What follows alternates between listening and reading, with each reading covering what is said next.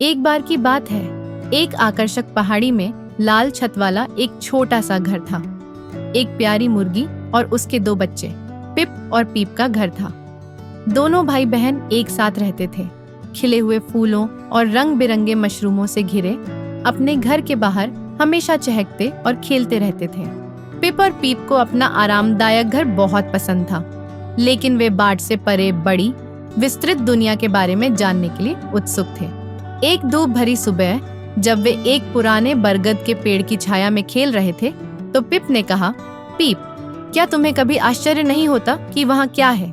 पीप ने उत्साह से सिर हिलाया। हाँ, चलो तलाशें।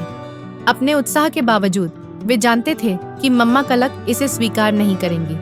वह अक्सर उन्हें उनके सुरक्षित स्थान के बाहर छिपे खतरों की याद दिलाती थी, लेकिन जिज्ञासा उन पर हावी हो गई।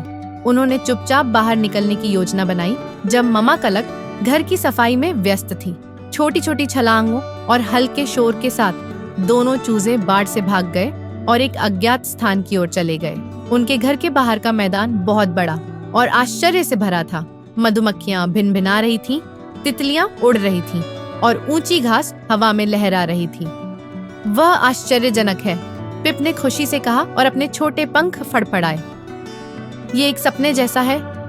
पीप ने सिर हिलाया और एक फूल से दूसरे फूल की ओर छलांग लगाई।